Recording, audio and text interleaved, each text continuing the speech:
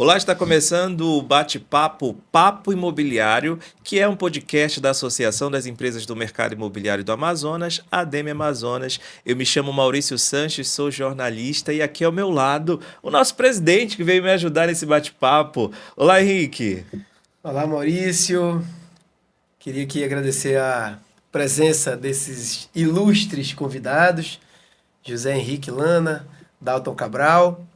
E vamos lá, mais um episódio do nosso programa Papo Imobiliário, episódio aí com muito conteúdo, com muita informação boa e tenho certeza que todos vão gostar. E o nosso tema de hoje é para falar sobre bairro planejado ou bairros planejados, essa extensão, né, territorial, urbanística aqui da nossa cidade, aqui da capital do Amazonas. Como o próprio Henrique já mencionou, nós temos dois convidados bastante especiais aqui conosco, que é o José Henrique Lana, seja muito bem-vindo, que é o CEO da Mixicom, e também aqui o Cabral, ele que é diretor da DPC Empreendimentos, uma parceria que deu certo, não é isso mesmo? Sejam muito bem-vindos.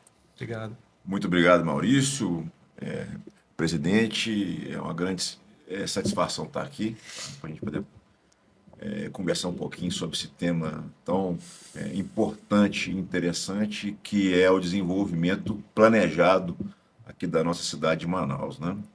Eu agradeço também o convite. Maurício, obrigado. Medina, parabéns pelo excelente trabalho que você vem fazendo à frente da ADEME. A ADEME já vem numa crescente aí nos últimos anos, né? E o seu trabalho está só, eu acho, consolidando e cristalizando esse crescimento da ADEME no mercado imobiliário. Agradecer mais uma vez o convite para a gente falar de algo tão bacana, que é sobre bairros planejados, que eu diria, a gente vai falar mais adiante, que transforma a vida das pessoas, né? Com certeza. Você que está nos assistindo agora, eu tenho absoluta certeza que já ouviu falar no Parque Mosaico.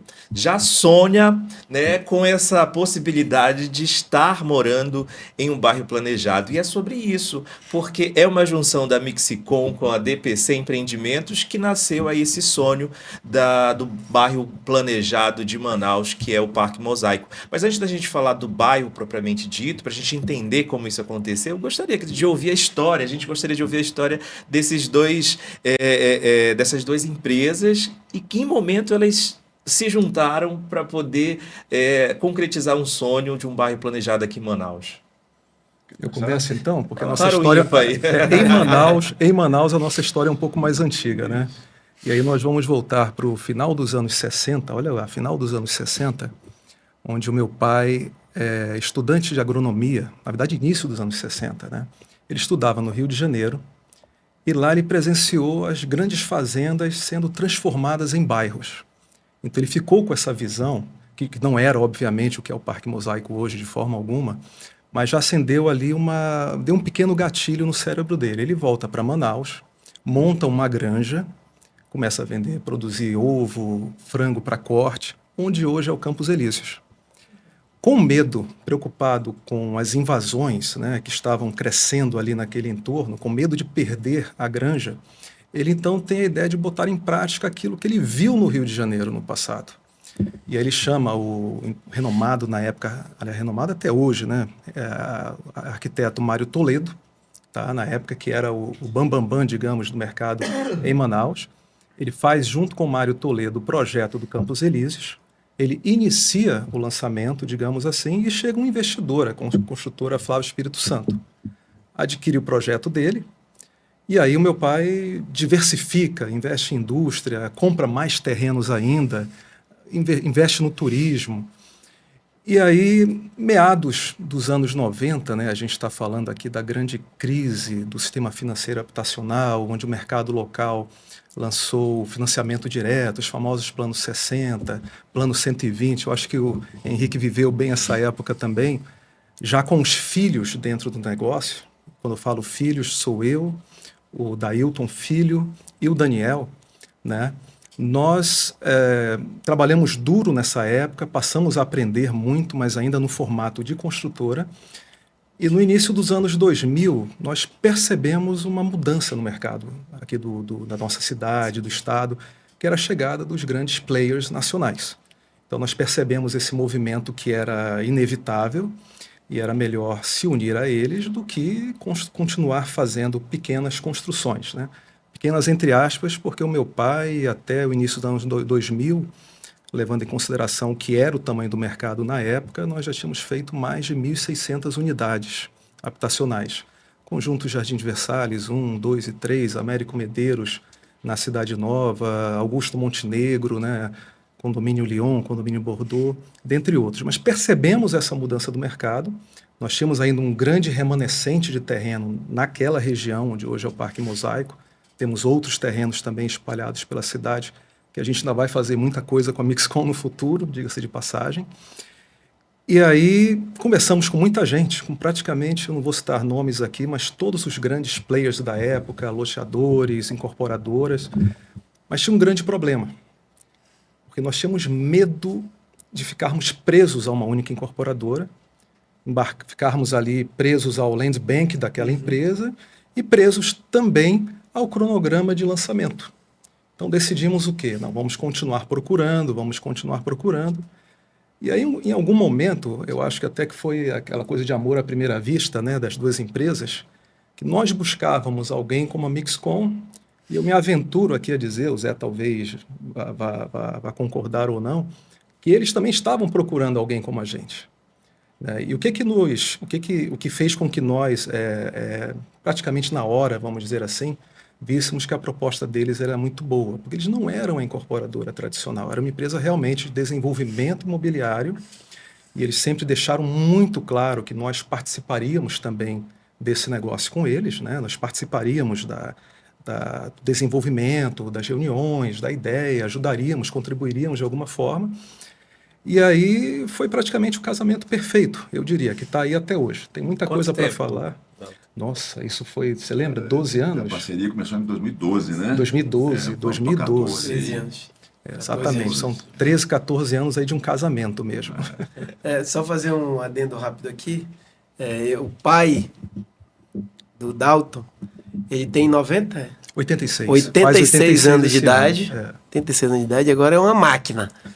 Então, ele quer saber de tudo que acontece, está nas inaugurações e tal. Então, eu acho que parabéns por ter uma pessoa assim tão ativa, né? tão bacana também, cabeça boa, né? Com certeza. Como o Dailton aí à frente dos negócios e podendo, né? Vocês também, com a idade que tem, poderem olhar para frente e ver um pai saudável e lúcido, né? E com muita vontade de viver. Ele é o nosso ídolo. aí. Grande conselheiro, e os três irmãos, né, eu, Dailton, Daniel, a gente tem uma brincadeira interna, mas que é uma verdade, que os três juntos chegam próximo daquilo que o meu pai é, né, e foi e continua sendo como empresário. Né? E a pergunta que não quer calar, e a Granja? A Granja, ela encerrou a operação nessa época, né, porque meu pai percebeu, obviamente, que o negócio imobiliário era muito mais rentável, né, digamos assim. Não vou dizer menos dor de cabeça, mas era mais rentável. E só fazer um pequeno parêntese também que eu me lembrei agora, nessa diversificação, meu pai investiu muito no distrito industrial também. Então ele foi sócio da Verbatim, que era uma gigante na época de informática, ele viajava muito. E ele acabou se tornando sócio da Kodak também, da Kodak Mundial. Então ele ia muito visitar na época em Rochester, né, nos Estados Unidos, ali no estado de Nova York, a sede da Kodak. E ele, foi até um comentário da minha mãe isso, tá? E a minha mãe disse, o teu pai sempre que voltava de lá, ele falava, nossa, que coisa linda, a indústria lá, praticamente toda a cidade trabalhando na indústria, as pessoas vão a pé para a empresa, gerações e gerações, a cidade toda organizada. Então, eu não vou dizer que isso também foi uma sementinha que ficou plantada ali para ele, mas quando veio a proposta da Mixcom, né, que tem realmente esse grande expertise no desenvolvimento de grandes áreas, e aí eu diria que foi por isso que esse casamento foi tão perfeito desde o início. Nós já tínhamos na nossa raiz, no nosso DNA, tanto os filhos, principalmente o meu pai, essa crença na inovação, essa crença em acreditar, em arriscar, em fazer o diferente, fazer algo diferente. Então foi muito, eu diria que fácil, né, ouvir a proposta, entender a proposta de imediato, né, e estamos juntos até hoje, é isso. E a Mixcom? Rapaz, a Mixcom, a empresa que ela foi fundada em 2001, então estamos chegando aí a 25 anos. de fundação e começou no caminho natural aí desenvolver projetos, incorporações, né? Eu até brinco que quando a gente começou, eu fui fundador da empresa, né? E quando a gente começa, muito pouca perspectiva, recém-formado, então fazia de tudo, né? Colocava capo de vidro em cima de muro, tirava goteira, né? Aí começamos a fazer um pouquinho de cada coisa, a empresa começou a crescer, começou a ganhar corpo, tá? A gente começou a desenvolver alguns projetos no Rio de Janeiro, São Paulo, Bahia, e chegamos em Manaus em 2008, tá? A princípio a gente veio aqui fazer a expansão de um shopping, uma obra, e a gente percebeu que a cidade aqui crescia muito rápido, tá? Que tinha um potencial gigante, e a gente já estava estudando bastante. Foi aí na Zona Leste? No São José. Pois é. A gente fez a obra de expansão do Shopping São José e fizemos também a obra do Camelódromo no Porto, Certo. tá? Que foi sabia um desse projeto detalhe, não. que chegou a ser 95% executado e depois teve que ser desativado. Bom, a gente já vinha estudando bastante, tá? Porque a gente sempre se deparava com grandes áreas que não tinha empresas que conseguiam conceituar corretamente essas grandes áreas. Então, quando você pega uma área muito grande, naturalmente todo mundo parte para uma solução de loteamento. E aí os núcleos urbanos começam a ficar muito ruins, muito impactados, principalmente se forem loteamentos fechados. Eles começam a virar ilhas ali dentro da cidade, que num segundo momento compromete totalmente a questão de mobilidade urbana, né? Então, a gente começou a se aprofundar nisso. Em 2010, né, final de 2010, a gente conheceu os nossos sócios lá, os nossos parceiros da família Cabral, né? Começamos a namorar e em 2012 a gente conseguiu fechar a parceria, começamos a desenvolver o projeto, tá? Um projeto, uma área de 2,5 milhões de metros quadrados, então uma área bastante impactante, que não era uma área de expansão urbana, na verdade é um grande vazio urbano, uma área muito bem posicionada ali na região da Ponta Negra, né? A gente fala que é uma área que ela toca seis bairros, né? Jardim de Versalhes, Campos Elíseos, Planalto, Ponta Negra, Augusto Montenegro, Lírio do Vale. 7, né? Proximidade também com o aeroporto. Aeroporto, muito próximo. Então, uma área muito bem posicionada, com uma pressão urbana muito grande, né? A cidade abraçou o terreno. Então, 2012, a gente firmou a parceria, entramos aí, então, Mixcom e a Mosaico Urbanismo, né? Que é uma empresa do Grupo Zogby, uma empresa bastante tradicional em São Paulo, e começamos a desenvolver o projeto, tá? A parte de licenciamento, o master plan do Parque Mosaico, ele foi feito pela DPZ, que é uma empresa de Miami, acho que é o maior escritório de urbanismo do mundo, que inclusive foi a empresa que desenvolveu o plano diretor de Miami, tá? O último plano diretor de Miami. Projetos no mundo todo, Dubai, Estados Unidos, né? Então a gente trouxe aqui para a nossa cidade um projeto urbanístico de bastante qualidade, tá? Conceitos muito modernos e com um desafio de tentar viabilizar, tá, dentro desse contexto todo, um projeto que fosse viável e democrático. Então, desde o início, falou assim, a gente, nós vamos fazer aqui um condomínio de alto padrão, não, nós vamos fazer aqui um bairro de uso misto, tá? Desenvolver aqui uma nova centralidade. Esse bairro vai ter que ter de tudo, vai ter que ter escola, vai ter que ter moradia, comércio, serviço, saúde, né? E que fosse um bairro classe G, tá? A gente brinca, classe G de gente. Então, e nisso começamos aí, né, Dalton, essa nossa trajetória. Conseguimos lançar o projeto em junho de 2019, tá? E de 2019 para cá, esse ano nós estamos chegando próximos aí de 9.000 apartamentos lançados e já temos mais de 7.000 apartamentos entregues, né? Então é um novo núcleo urbano, né? Realmente é uma nova centralidade, é uma cidade, né? Que se forma, planejada, com infraestrutura de primeiríssima linha, com 100% de água e esgoto tratados, né? Ciclovia, calçadas largas, paisagismo. É um bairro muito seguro, tá? A gente não tem, praticamente não tem nenhum tipo de incidente no bairro, até porque o bairro também conta com uma questão muito forte de governança através da Associação de Moradores, que o presidente é o Dalton, tá? Depois ele pode falar um pouquinho também.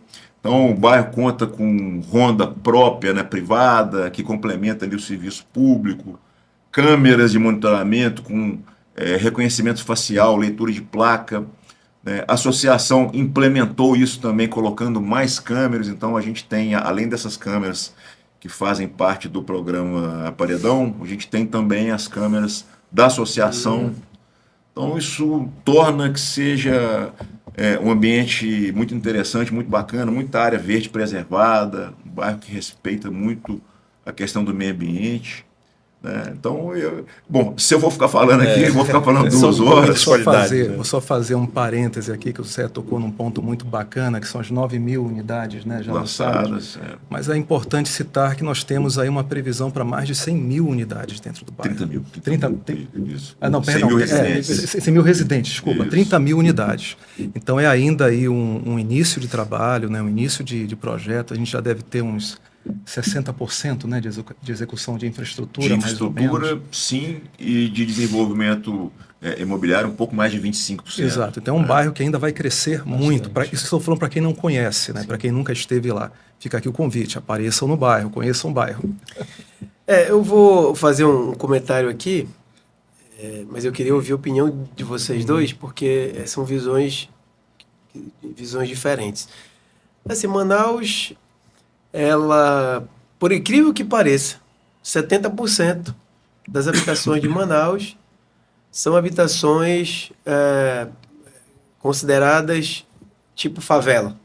Foram de invasões, né? Invasões de terra, irregulares, obviamente, e aí depois você vem fazendo o jeitinho, né? Eu já ouvi de alguns arquitetos de Manaus que Manaus é uma cidade medieval. A cidade medieval não tem calçada, né?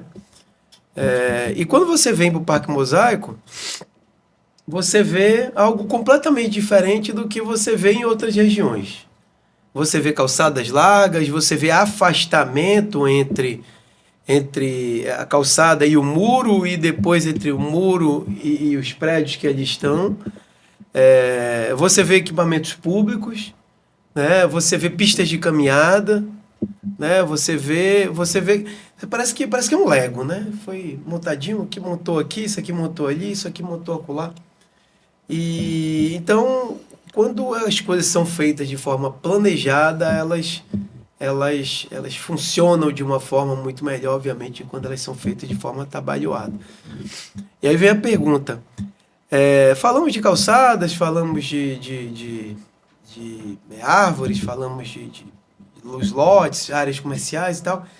Mas, na opinião de vocês, qual é o grande diferencial hoje de um bairro planejado? E aí a gente pode, claro, trazer esse grande diferencial para o Parque Mosaico. Na opinião de vocês, qual é realmente o grande diferencial hoje do Parque Mosaico comparado com outras regiões de Manaus? Se você me permitir, Zé, primeiro, vou colocar aqui a minha visão.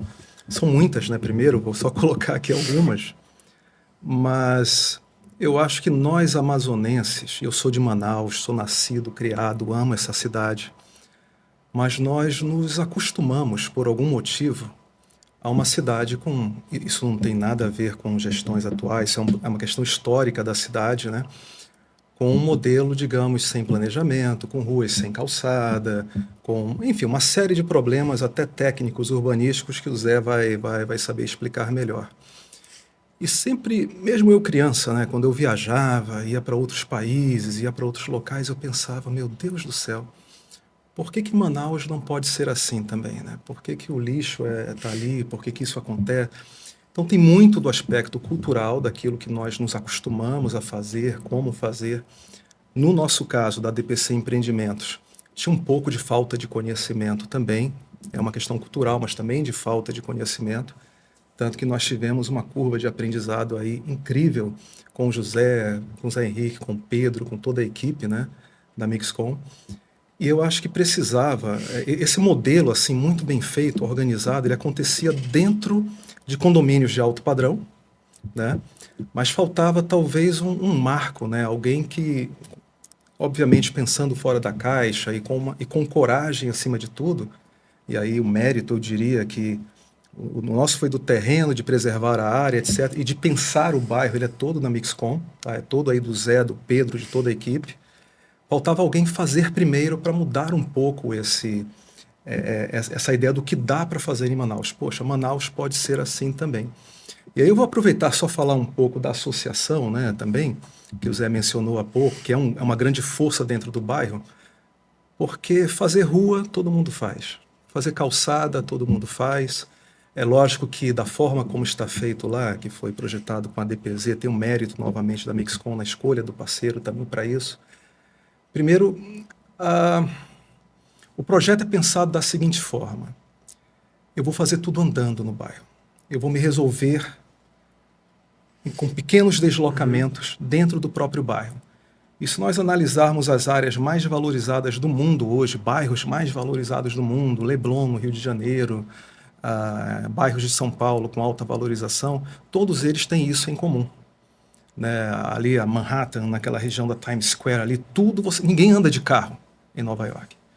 E ninguém anda de carro também nessas áreas muito valorizadas, porque você desce, tem a drogaria ali do lado, tem o supermercado, a escola está... A gente vê muito isso nos Estados Unidos, né, na Europa, as crianças indo a pé para a escola, porque foi planejado que aquela escola, aquele posto de saúde, né, todos aquele conjunto de equipamentos públicos e privados de serviço estão perto de onde a pessoa mora. Então, o Parque Mosaico ele nasce com esse DNA, que é a essência, eu diria, do bairro planejado do ponto de vista arquitetônico e urbanístico. E, ao mesmo tempo, só um parêntese novamente, a questão das calçadas, né? A calçada larga, ela traz experiências para a vida das pessoas, ela traz convivência. Quem é que gosta de andar numa calçada, é até uma questão de segurança às vezes, uma calçada muito curta, uma senhora, por exemplo, vem uma outra pessoa no sentido contrário, ela já fica com medo. Isso que eu estou falando de forma geral. Com uma calçada larga, não. A calçada larga, quando ela existe, tem às vezes ali o pipoqueiro, tem o segurança do condomínio que desce, aí começa a ter uma espécie de convivência e segurança comunitária no bairro. Esse é um dos diversos conceitos que o Zé conhece muito mais do que eu. E falando aqui da associação, que eu diria que é a alma do bairro, né?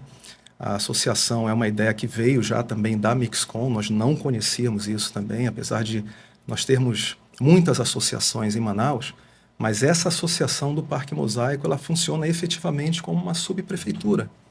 Então, nós temos serviço, nós coletamos recursos de moradores e comerciantes para fazer o quê? Como o Zé já citou. Vigilância 24 horas. Então, temos uma viatura 24 horas, toda adesivada, Parque Mosaico, com 2 ou 3 seguranças, né, fazendo ali a ronda dia e noite no bairro. Nós temos um serviço de jardinagem e paisagismo, também todos os dias, menos sábado e domingo, obviamente, mas que está ali todos os dias, por isso que o bairro é tão bonito aos olhos de quem entra. Né, aquela grama sempre cortada, o paisagismo sempre bem feito. Você pega um lugar desse tamanho, quando o cara termina de cortar, já tem que começar de novo. Então tem que dar toda hora. É direto, né? Todo mês, é toda semana. E também parcerias sociais também, projetos sociais, mas muito vinculados à parte ambiental. Nós temos um viveiro de plantas no bairro também, que já está produzindo, ainda em início, obviamente, de produção, mas já produzindo espécies nativas. Para quê? Para formar parcerias com escolas, para criar programas educacionais para com as crianças, para vender mudas para os próprios moradores, criar ações ambientais e o melhor de tudo, eu diria, criar também parcerias com as associações do entorno, de outros conjuntos.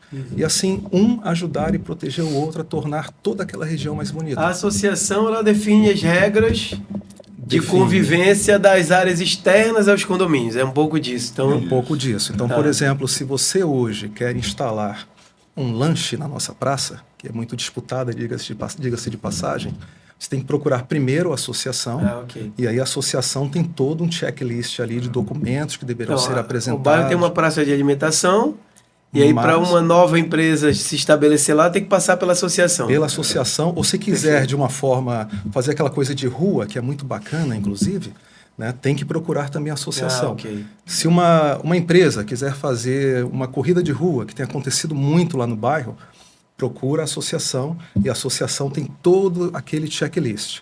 Pediu autorização do poder público, pediu apoio de trânsito, né, no caso dos guardas municipais, guardas de trânsito, vai ter ambulância, todo esse checklist é feito pela associação. É um bairro tratado como se a associação fosse um síndico, cuidando dali 24 horas. Perfeito. É uma ferramenta de governança muito forte, né? Eu acho que isso é um grande diferencial, né? Quando você tem fora dos muros do condomínio alguém para gerir o que está acontecendo ali naquela área, não tenha dúvida que fortalece muito, né? Não adianta você estar do muro para frente, para dentro só, é do muro para fora também, o seu vizinho. E a rua de como você chega, né? Exato. E tem alguns pontos também que é o seguinte, né? Além de ser uma forma aí de complementar o serviço público, né? Porque você tem ali uma governança que está o tempo inteiro preocupado em estar com a grama sempre cortadinha, paradinha, o jardim bonito, o bairro seguro. Né? É uma forma também de desenvolver um senso de pertencimento para quem mora ali, tá? Aproximar as pessoas. E também uma forma de dialogar com o poder público. Então, por exemplo, apareceu algum buraco, alguma coisa, quem vai provocar ali a concessionária vai ser a associação. A questão das linhas de ônibus, né, Zé? E com muita força, né? Porque vem com muita gente por trás. Né? Bom, mas voltando na sua pergunta, Diferencial. diferencial. Eu acho que o diferencial é o planejamento. Tá?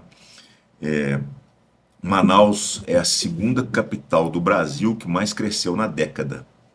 Ficou atrás de Brasília só.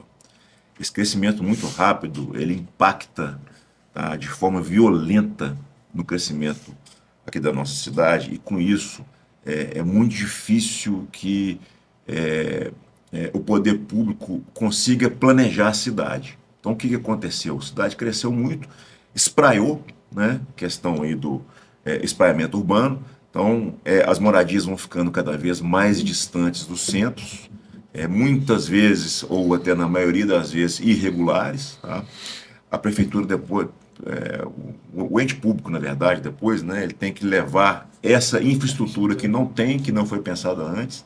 Isso fica muito mais caro. Tá? Isso impacta aí fortemente a questão de mobilidade urbana, né, qualidade de vida. Então, no nosso caso, o que é? A gente pensou a área como um todo, inicialmente. Então, foi feito ali um master plan, tá, que planejou o projeto todo. As conexões, tá, a questão de mobilidade das áreas verdes, os usos. E aí eu falo o seguinte, esse planejamento ele é um norte. A partir daí você define algumas premissas essenciais e você começa a caminhar desenvolvendo o projeto. A partir do momento que esse projeto começa a andar e vão vindo lá os primeiros residentes, as áreas comerciais, como é um grande parcelamento, né, o Parque Mosaico nada mais é do que um grande loteamento feito na Lei 6766, que é a lei de parcelamento, a Lei Federal de Parcelamento do Solo, onde a gente tem uma doação expressiva de áreas institucionais para o poder público, por isso eles ficam habilitados a levar equipamentos, tá, que estão sendo muito positivos ali para o desenvolvimento não só do bairro, mas da região como um todo, como escolas, a operação de saúde, até a Secretaria Municipal de Planejamento Urbano recentemente inaugurada lá no nosso projeto. Mas tudo isso, tá? A partir do momento que você anda, eu brinco que um desenvolvimento de um bairro como esse é uma gestão de extremos. Deixa eu só fazer um parênteses rapidinho, que eu acho que é importante. Qual é a área do bairro? A área de 2,5 milhões. 2,5 milhões. E que são quantos mil metros quadrados de área institucional que vai ter? 18% da área bruta. Então estamos falando aí de 10% 120 seria... mil aproximadamente. É uma quantidade bem expressiva. Muito expressiva. vamos colocar aí... E só um pequeno parêntese, né? Me corrija se eu estiver errado, Zé. Como estratégia exatamente desse planejamento, do bairro planejado, nós conseguimos reunir essas áreas em uma centralidade do bairro. Elas estão posicionadas de forma... Pronto. Né? É isso que eu queria falar, porque eu acho que eu acho que você conseguir levar equipamento público para perto de um morador, ele tem um significado muito grande. Então, hoje em dia, eu só fiz esse parênteses que você falou, sabe, mas eu vou complementar depois, não agora. Só para fazer esse parênteses. Então, são 2 milhões de metros, mais de 2 milhões de metros, mais de 100 mil metros quadrados de área institucional. Bem mais. Então, isso realmente são vários equipamentos públicos que estão indo para lá. Realmente, isso é muito importante, eu acho. E não são simplesmente áreas institucionais, né? São áreas institucionais que são doadas, né? Como manda a lei, com infraestrutura completa, água, esgoto, energia, pavimentação, e muitas vezes áreas até já completamente terraplenadas, prontas ali para que sejam feitos os equipamentos. Né? Eu chamo o desenvolvimento de um grande projeto como esse como a gestão de extremos.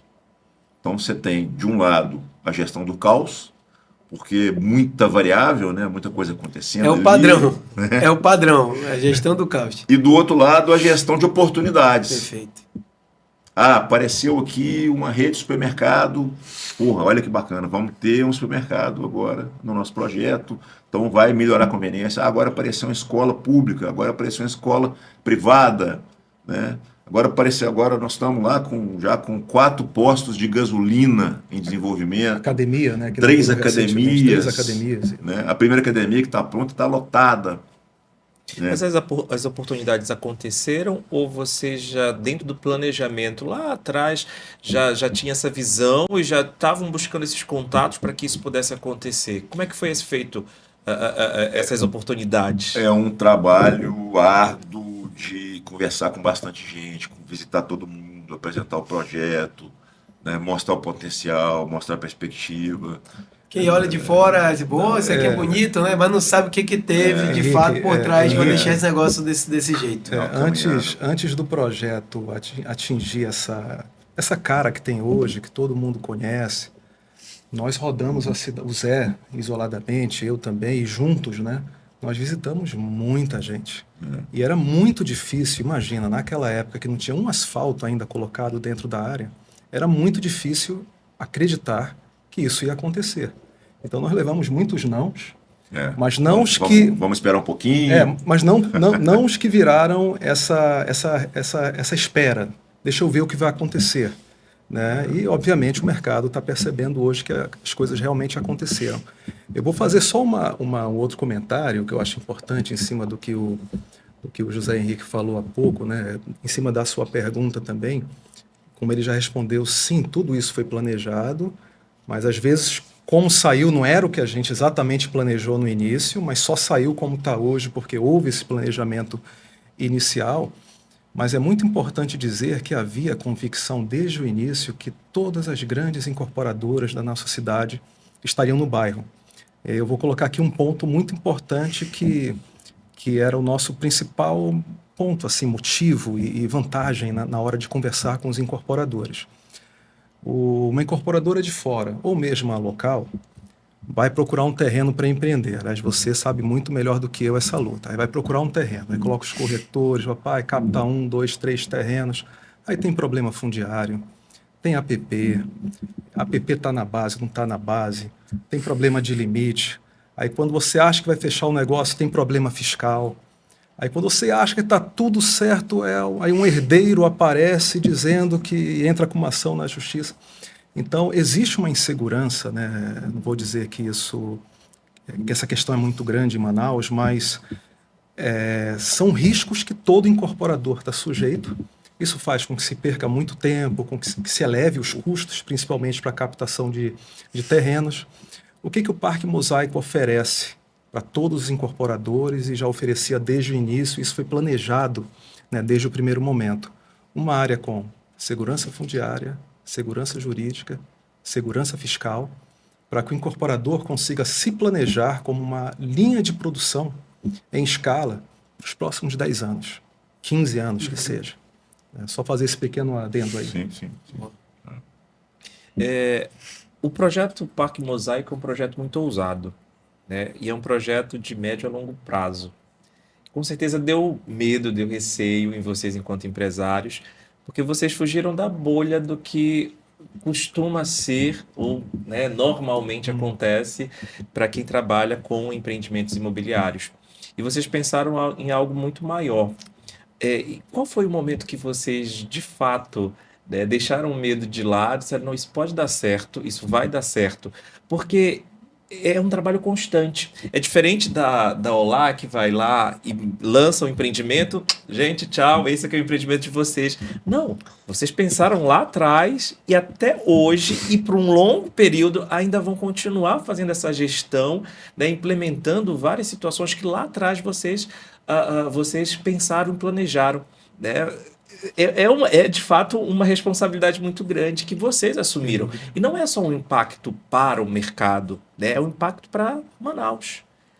Diferentemente dos outros bairros, que de forma histórica a gente já até comentou sobre isso, como é que foi as invasões, enfim, né? Mas isso também serve enquanto um impacto positivo para as outras situações sociais que estão ali ao redor do próprio Parque Mosaico, ou mesmo de toda a cidade de Manaus.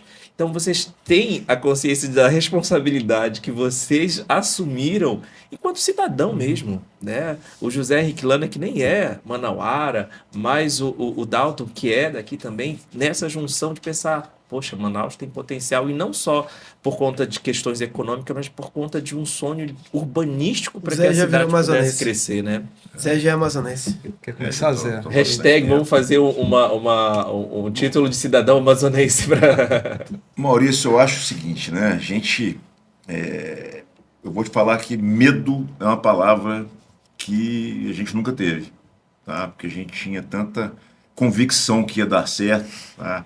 Acho que por uma série de fatores, a localização da área, então você pegar uma área extremamente nobre, bem posicionada, perto do aeroporto, praticamente contígua à Ponta Negra, com adensamento gigante, né, no nosso entorno ali, uma pressão urbana muito grande. Então, acho que medo a gente nunca teve. A gente passou bastante raiva, né? No longo do percurso aí, você passa bastante raiva. Mas acho que medo nunca foi a palavra, porque a gente sempre acreditou muito, tá?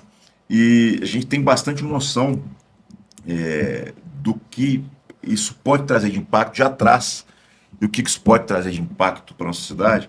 A gente sente muito um retorno até muito grande. Pra você ter uma ideia, a Caixa Econômica, quando vai avaliar empreendimentos, o Parque Mosaico tem um peso muito maior do que se o empreendimento estiver fora do Parque Mosaico, tá? Então isso aí impacta, a gente às vezes consegue no mesmo produto, na mesma tipologia, ter um preço que você pode trabalhar até 30% a mais do que se o mesmo produto tivesse em uma outra região. Tá? Então com isso a gente consegue realmente ter um retorno mais qualificado desse desenvolvimento, e a gente consegue, a gente tem muita consciência, né, que o que nós estamos fazendo realmente está mudando o paradigma de cidade, de como tem que se desenvolver a cidade, como que os empresários têm que olhar para suas áreas, né, não pensar simplesmente pegar aquilo ali, fazer um condomínio fechado, murado, sem pensar em conectividade, em mobilidade urbana, a cidade crescendo muito. Então, eu acho que é isso. Medo a gente nunca teve, porque a gente teve bastante convicção que ia dar certo. Só fazer um complemento, e nós, assim, da parte da família Cabral, da DPC, nós sempre confiamos no processo. A confiança no processo sempre foi, assim, algo muito forte para a gente, confiança na competência também do parceiro, no potencial da área, como ele falou muito bem. Mas nós sempre tivemos, como amazonenses também, um desejo de deixar um legado para a cidade, algo especial. E aí vocês ouviram através das palavras do Zé por que esse casamento foi tão perfeito, né? Porque eu acho que as duas empresas queriam deixar isso.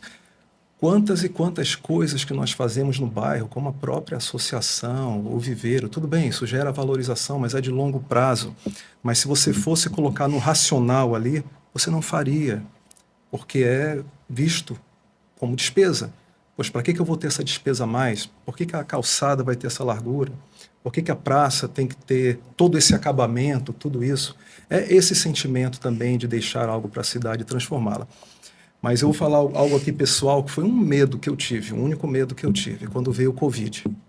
Quando veio aquela primeira, não me lembro agora se foi a primeira, acho que foi a segunda onda avassaladora, que realmente todo mundo ficou em casa, né, por um determinado período. E aí nós já tínhamos feito, eu acredito que 1,5 km de asfalto, né? Era o asfalto até a pracinha, aí pegava ali à direita, passava a nossa praça de alimentação e parava ali onde é a ponte. Parava ali na ponte. Nós já tínhamos executado isso e vem o Covid. E nós tivemos a informação de que as incorporadoras que já estavam conosco iam paralisar pagamentos, paralisar as vendas, paralisar, enfim, todo o processo. E eu vou falar aqui pela DPC, né? Nós investimos tudo no projeto, a nossa vida. Era tudo ou nada, digamos assim. Temos outros patrimônios, tá? Mas naquele momento era tudo ou nada. All in. All in. E aí ficamos em casa, não me lembro, 30 dias, aquela coisa da preocupação, aí ia para o supermercado cheio de plástico, né? Coisa que todo mundo fez em algum momento. E aí tivemos uma reunião, não me lembro, eu acho que o Zé também estava, o Pedro, que foi lá no nosso escritório, que fica no Parque Mosaico, mas era onde hoje a Olá tá com um grande, belíssimo lançamento. E aí o Pedro e o Zé trouxeram a informação de que as vendas no digital tinham ido muito bem e que as incorporadoras voltariam a executar os projetos com força máxima. Então, até aquele momento, é importante citar, nós tínhamos acabado de executar aquela infraestrutura e o local ainda era muito desconhecido na cidade. Pois eu saí dessa reunião, era 5h30, até hoje eu tenho esse vídeo gravado. Eu saí da reunião por volta de 5h30, quase 6 horas da tarde. Vou dar uma volta, naquele trechozinho ali de asfalto que nós fizemos. Devia ter mais de 500 pessoas caminhando. Naquele dia, quando eu percebi, não eram obviamente moradores, porque não tinha nenhum lançamento, mas quando eu vi o entorno ali do bairro, Campos Elíseos, provavelmente, Alvorada, Augusto Montenegro, caminhando naquela rua, eu me emociono até hoje, mas foi como ter uma visão de futuro. E isso se comprova hoje, principalmente com a faixa de liberada, que acontece toda sexta-feira, que está levando quase 30 mil pessoas para lá, né? Num único dia, diga-se de passagem. Mas eu tive a visão de que assim, isso um dia poderia acontecer realmente. E ali eu tive a certeza, porque, entenda bem, foi o medo relacionado ao Covid, aquela coisa do Covid. Ali eu tive a certeza que nós íamos superar tudo. Legal, legal. Eu vou fazer um resumo rápido aqui, Maurício. Acho que a gente está caminhando aí para o final. Mas só assim, fazer um resumozinho. Eu acho que a DPC tinha 2 caminhos. Um caminho que era de fazer um desenvolvimento para o bairro, e o outro caminho, de repente, era dividir aquela área ali em 3 grandes glebas e fazer 3 grandes condomínios de lotes, digamos exatamente, assim. Exatamente. Ou fazer um loteamento muito grande, pela 6766, como foi feito. Exato. E o outro caminho era fazer um parcelamento do solo responsável com uma empresa realmente renomada. E vocês optaram por fazer o mais difícil, eu acho, que é você fazer o planejamento. Não que um condomínio de lote não seja planejado, claro que é, mas são coisas distintas. A forma que o uso que você dá para o solo são coisas completamente distintas. Mas o nosso programa aqui ele é assistido e ouvido por diversos núcleos, tem estudantes, tem leigos, e tem a turma do mercado, mas só para deixar muito claro, o que foi feito ali no bairro planejado, ali no Parque Mosaico, foi um verdadeiro Lego. Então você abre as ruas, você define os lotes que você tem, né? Define os lotes, esses lotes vão ser residenciais, esses lotes vão ser comerciais, esse aqui vai uma área de fast food, esse aqui vai um posto de gasolina. Então você define. Então cada área ela tem um uso. E eu acho que o grande barato, né, eu acho que desse negócio é você conseguir lá atrás definir o que vai acontecer amanhã. Claro que muda, poxa, isso aqui era para ser assim, mas tudo vai mais ou menos na mesma linha, né? Tem um norte. Tem um caminho traçado. Exatamente. Né? Então, é só para deixar claro para quem está nos vendo agora, nos ouvindo também, tudo aquilo que você planejou lá atrás é um reflexo do que está acontecendo hoje. Né? Então, o Parque Mosaico, eu acho que ele é muito do que vocês viram nas viagens, do que teu pai viu lá quando ia lá na Kodak, eu ia em São Paulo, ou que o Zé estudou para isso, o Zé é arquiteto. Então, acho que tudo que está acontecendo hoje no Parque Mosaico é um reflexo de tudo aquilo que vocês planejaram lá atrás. E quando você junta a dificuldade de regularização fundiária, os problemas que nós temos de regularização fundiária, na verdade, os problemas que nós temos de desenvolvimento de áreas em Manaus. Porque você tem problema de regularização fundiária, você tem problema de mobilidade urbana, você tem problema de infraestrutura pública, e você tem problema de topografia e problema, aí vamos falar a mesma coisa, problema ambiental, né? Que você tem lá uma quantidade de árvore, você tem igarapé às vezes, você tem nascente, você tem tudo, e ali você já tem isso tudo mapeado, né? Então eu só quis fazer esse resumo, vou passar a bola para o Maurício, mas só para assim, ser muito didático, porque tem uma turma assim, muito diferente que ouve aqui, que vê o nosso programa. É só para deixar muito claro que é um tema muito legal. Essa questão do planejamento urbano é uma coisa que geralmente eu vejo as pessoas se emocionarem, porque é algo realmente muito... Isso nasce de um sonho. Não é qualquer um que embarca nesse tipo de negócio, um planejamento urbano. Porque realmente é um sonho. Eu vi, semana passada, a gente estava na inauguração do Implube, e a gente viu a emoção que o Pedro Paulo é uma personalidade da prefeitura, que está junto ali no Implube há muitos anos, e o quanto que ele fala com emoção, a flor da pele do planejamento urbano. E quando ele vê as coisas saindo do papel, as coisas acontecendo, realmente é uma realização pessoal muito grande. Então eu só queria deixar isso ilustrado para mostrar o quanto é importante o planejamento urbano na vida de qualquer cidade. Só para antes de encerrar, tem um ponto que eu acho que é bastante importante. Eu acho que não só o planejamento, tá, quando se fala em infraestrutura, mas a questão de conceito. Porque o Parque Mosaico e os Jardins Ponta Negra, que nós estamos desenvolvendo também, que são projetos de masterplans contíguos, eles são uma centralidade. O que isso significa? Que é um novo núcleo, tá? Onde a pessoa vai poder viver ali plenamente. Então ela vai ter a escola, a saúde, educação, o escritório dela. Ela não precisa sair do Parque Mosaico, né, e da Ponta Negra e ir muito distante, lá para a Zona Norte, para a Zona Leste, porque ela vai ter tudo perto de casa. Ela pode fazer a pé, ela pode fazer de bicicleta. Tá? Então, hoje, apesar do Parque Mosaico e da Ponta Negra já estarem com uma densidade bem desenvolvida, tá, em termos de unidades, tá, densidade baixa ainda, porque esses projetos, quando estiverem 100% implantados, eles vão apresentar uma densidade baixa, tá? Mas você vê o seguinte: se você circular lá no Parque Mosaico, qualquer hora do dia da noite, não tem trânsito, porque o sistema viário ele é pensado para comportar não só o que está sendo feito ali, como o entorno todo. Agora, vocês já perceberam como que a Ponta Negra, o trânsito, deu uma piorada? Você sabe por quê? Por causa do Rapidão.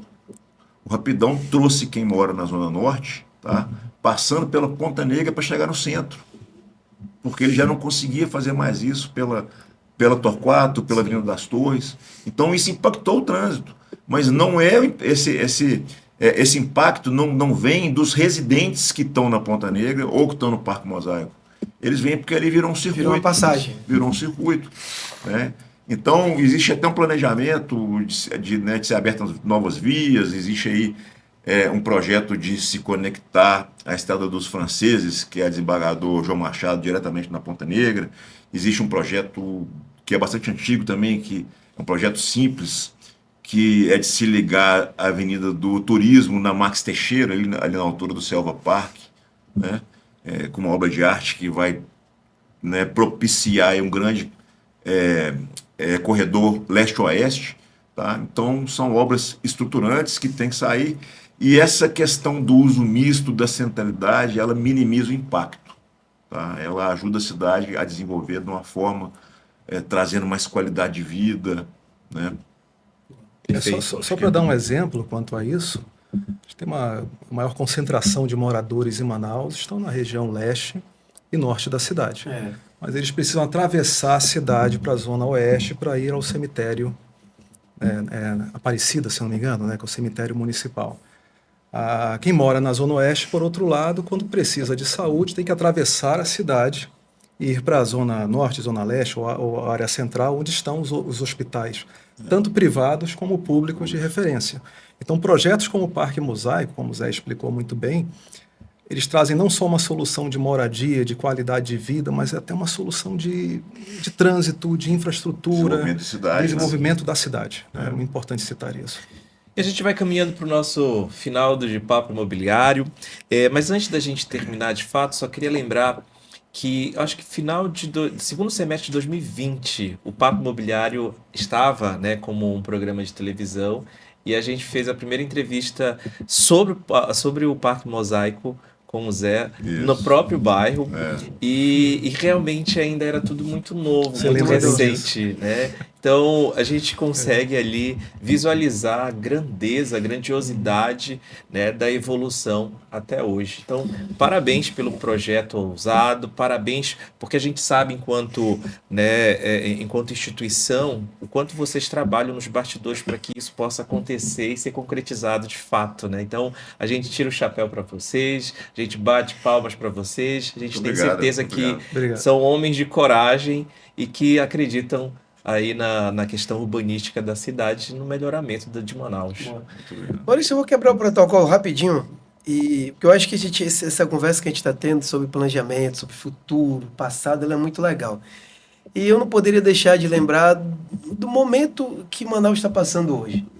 E eu acho que esse planejamento todo ele pode vir muito alinhado, muito contra isso que eu vou falar agora. A gente está vivendo um momento, eu acho que especialíssimo. Tá? Então a gente tem hoje foi as maiores notícias da semana. Então hoje dificilmente você consegue um galpão para alugar em Manaus hoje. Por que você não tem galpão? O preço de galpão aumentou, não tem galpão, por conta da reforma tributária.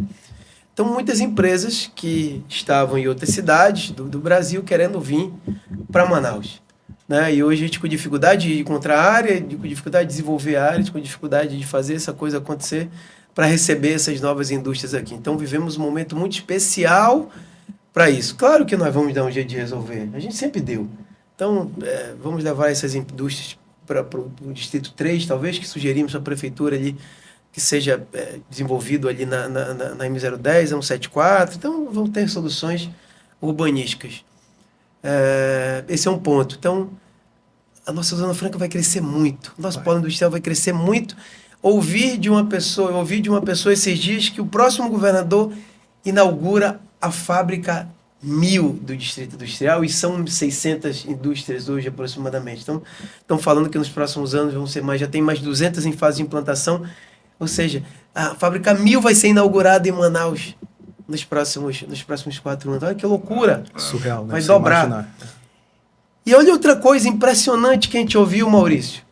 Essa semana o edital, foi assinado a publicação do edital da construção do trecho do meio da BR-319, que é o trecho onde nunca a gente só ouvia, nós, manauaras ou amazônidas, a gente só ouvia, vai fazer, não vai, enfim, vai fazer agora.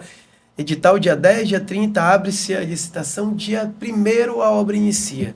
Olha que loucura. Então, eu não poderia deixar de falar isso, porque eu me motivo, eu sou muito empolgado com a nossa cidade. Eu nasci aqui, aqui eu invisto, meu dinheiro está todo aqui. E quando eu junto você ter terras, você ter um bairro planejado, você ter negócios iguais a esse, como vocês têm, nesse movimento todo, é um match perfeito. Certeza. Então aí eu falo para todos, né? Eu gosto de falar, eu gosto de chamar, eu gosto de trazer pessoas novas para o negócio, para o debate, para a DEME, para o mercado imobiliário, que empreendam. Nós estamos vivendo momentos hoje especialíssimos para a nossa região.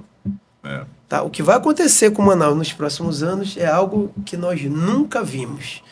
Em termos de faturamento do Polo Industrial de Manaus, em termos de desenvolvimento urbano, em termos de lançamentos Crescimento. e de vendas no nosso negócio. Então, quebrando esse protocolo, não poderia deixar de falar, porque o tema é importante, sobretudo quando a gente linka com o planejamento urbano. Só para concluir, a gente tem 2 pontos aí, tá, que precisam ser tratados aí com prioridade máxima, tá? Que é a revisão do plano diretor. Perfeito. Que já está com 2 anos de atraso. Perfeito. Caducou, tem 2 anos já. Né? Tem que ser feito de 10 em 10 anos. E a Zé, regulamentação do Código Abre-se de Florestal. passagem aqui. Rapidinho, só abrindo parênteses. Tem cidades que revisam o plano diretor a cada 5 anos. 5 anos, Pode concluir. Tá? E a questão da regulamentação do Código Florestal, que é um negócio também que está travando o desenvolvimento de muitas regiões da cidade. Tá? E, teoricamente, agora é um processo simples, né? Não teria que se delongar por tanto tempo. Perfeito. Né? Coisa que poderia ser resolvida aí no curto prazo. E falando nisso, o planejamento, os próximos anos, eu confesso que eu não estudei a fundo, mas eu vi algum lançamento do governo, né, ontem, sobre um incentivo ao turismo nos próximos anos. Então, essa questão do código é muito importante também, porque se nós teremos nos próximos anos um grande incentivo ao turismo, tanto no âmbito estadual ou municipal, eu fico olhando aquela região do Tarumã, a região da Ponta Negra, o próprio centro da cidade, que ainda está travado. Imagina a quantidade de resorts. Por que você viaja para qualquer lugar do mundo, ou mesmo aqui no nosso litoral do Brasil, você vê os resorts ali um do lado do outro, respeitando o meio ambiente, com programas de sustentabilidade, e aqui nós não podemos fazer. Então é algo que tem que ser... É o planejamento estratégico e planejamento. Tem que ser resolvido todos os pontos, né? Então, muito obrigado pela participação, José Henrique Lano, que é o CEO da Mixicom, o Dalton Cabral, que é diretor da DPC Empreendimentos, por esse bate-papo super enriquecedor, super esclarecedor, e eu tenho certeza que você que está nos assistindo também gostou. Muito obrigado pela participação. Muito obrigado. Eu que agradeço, a gente que agradece. Obrigado. Obrigado a todos. Obrigado também pelo dividir o bate-papo, trazer aí a expertise também do mercado para contribuir, né, para o papo de hoje.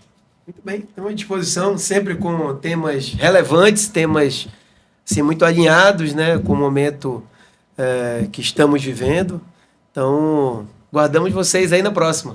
Um abraço. E se você gostou aqui do Papo Imobiliário, não deixe de curtir, comentar e sugerir temas para que a gente possa também trazer aqui para o nosso cenário, para a gente conversar, para a gente dialogar. Espero você na próxima edição. Tchau!